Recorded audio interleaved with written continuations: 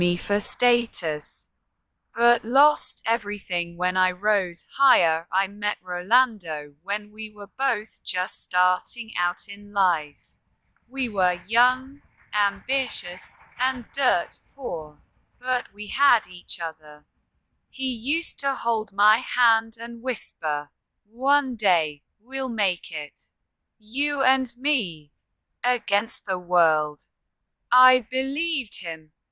I worked 2 jobs to support us while he chased his dream of becoming a big name in the business world. I paid for his courses, his suits, even his networking dinners. I didn't mind, because I thought we were a team. But slowly, I noticed Rolando changing. He started hanging out with wealthier people. People who looked down on me because I was just a waitress and part-time cashier.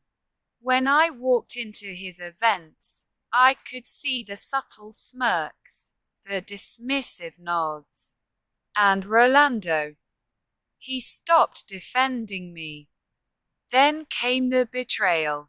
One night, he sat me down with a cold look in his eyes.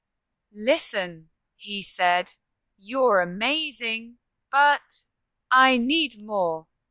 I can't build the future I want with you holding me back. I need someone with connections, someone who can put me in the right rooms." I'm sorry, the someone he was talking about was Isabel, the daughter of a wealthy business tycoon. Within weeks, Rolando was dating her, flaunting their pictures on social media, sipping champagne in places I could never afford. He traded me, his loyal partner, for status. I was shattered.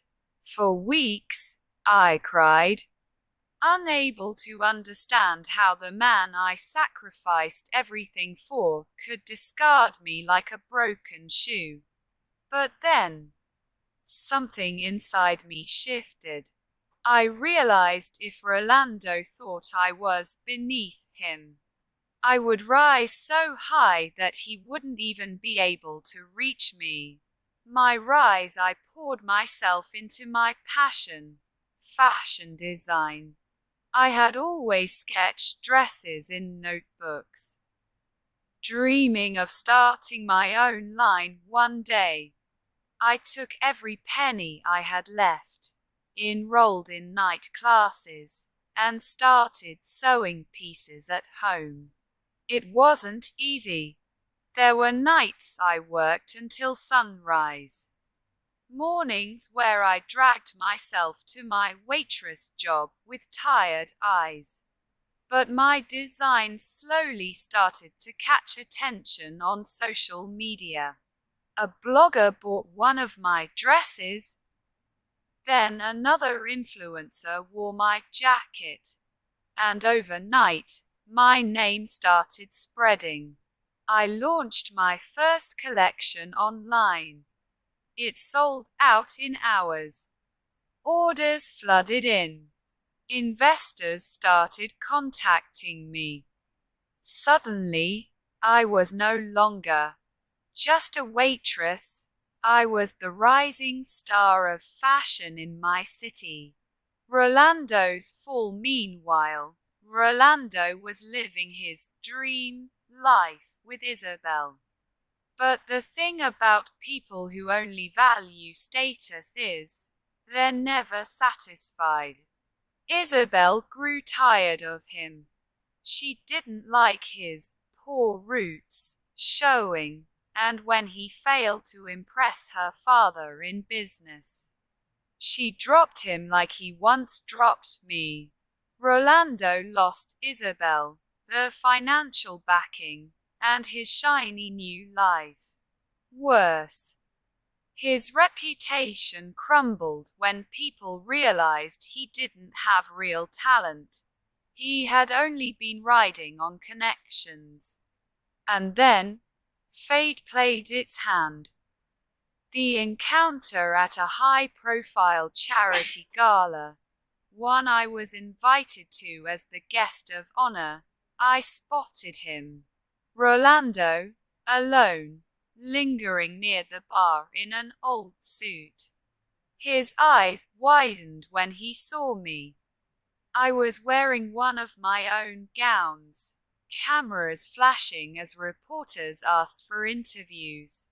He approached me nervously.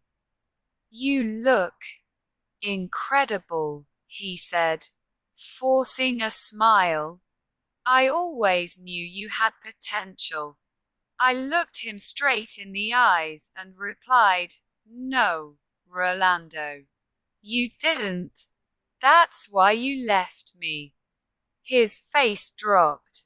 Around us, people whispered my name, asking about my next collection. And Rolando. He was invisible. A forgotten man in a world that had passed him by. The sweetest revenge. I didn't need to scream at him. Didn't need to humiliate him. My success was enough. The man who traded me for status lost everything when I rose higher than he ever dreamed. That night, as the cameras followed me, I thought back to his words. "You're holding me back." But in the end, I realized the only thing that ever held Rolando back was himself. And me. I walked away stronger, richer, and finally free. Chapter 1. The beginning of us. Rolando and I were high school sweethearts.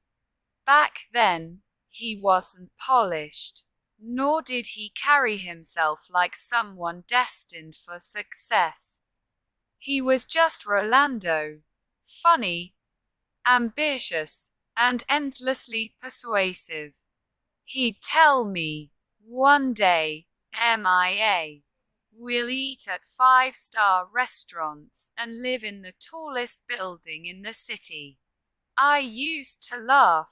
"Rolando, you don't even have enough for a bus ticket sometimes." He would grin. "That's why I've got you, my lucky charm." And I believed him. Through college, I worked double shifts, scraped together rent money, and supported him when he said he needed time to network. Chapter 2. The change. Things shifted when Rolando got an internship at a big firm. He started dressing differently, speaking differently. Even his walk changed. One night, after a long shift, I brought him dinner to his office. Isabel, his boss's daughter, was there. She glanced at me, tired uniform, messy hair, then smirked.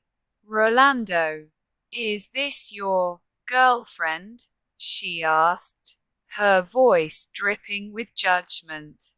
Rolando hesitated. That hesitation burned me more than 1,000 insults. Later, when we were alone, I confronted him. "Why did you pause?" I demanded. He sighed. "MIA. You don't understand. People in this world judge. It's complicated." Complicated. That was his excuse. Chapter 3. The betrayal. 2 months later, Rolando came home one evening with a strange calmness. He sat me down. "MIA, I care about you. But I need more. I can't get to the top carrying dead weight." Dead weight. My voice cracked. "Rolando, I gave up everything for you." He didn't flinch. "You'll understand one day." Isabel can open doors you can't. I'm sorry, that was it. He left with a suitcase and a future built on another woman's last name. Chapter 4. Broken but not defeated for weeks. I was a shadow of myself. My friends begged me to move on, but my chest hurt too much. One evening, I stared at my old sketchbook, filled with designs I'd hidden away for years. A thought sparked. If he thinks I'm holding him back, I'll prove I was always the one pushing forward.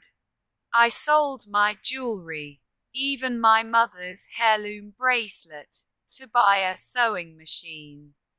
Nights became endless cycles of sewing, sketching, and crying into fabric. Slowly, I posted my designs online. One day, a small influencer messaged, "Your dress is stunning.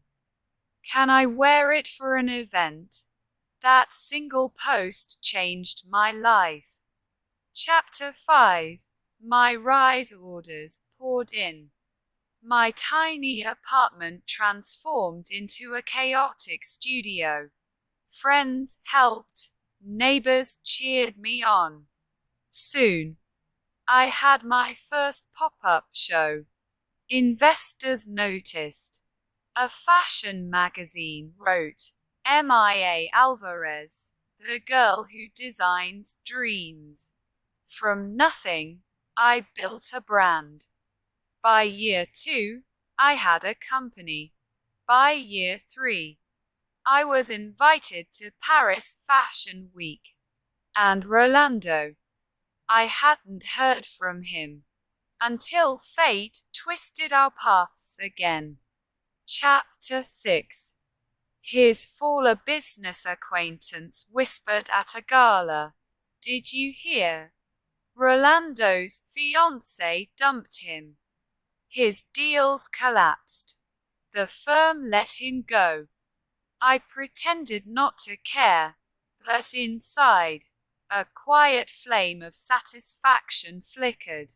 Later, I spotted him outside an event, no longer sharp, his suit wrinkled, his eyes hollow. He looked like a man who had gambled everything and lost. Chapter 7. The confrontation at the city's largest charity gala. My designs lit up the runway. Reporters crowded around me, cameras flashing. That's when Rolando appeared, shuffling toward me. "MIA," he breathed, his voice hoarse. I turned. For a moment, I saw the boy I once loved. But then I remembered the man who called me dead weight. "You look incredible," he said. I always knew you'd make it." "No, Rolando," I replied, steady and strong. "You didn't know. That's why you left me." His face crumbled. The people around me called my name, ushering me forward. Rolando stood alone, swallowed by the shadows of the glittering hall. Chapter 8. The sweetest revenge. Later that night, I sat in my penthouse overlooking the city, champagne in hand. I thought of the girl I once was, tired, heartbroken, doubting herself. Rolando traded me for status, but status fades. Success built on betrayal crumbles. Me. I built my empire from pain, love, and resilience. I rose higher than he ever dreamed. And the best part, I didn't need to destroy him. He destroyed himself the moment he gave up someone who believed in him. ending as I closed my sketchbook, now full of new designs. I whispered to myself, never again will I be anyone's second choice. Because in the end, my success was my sweetest revenge.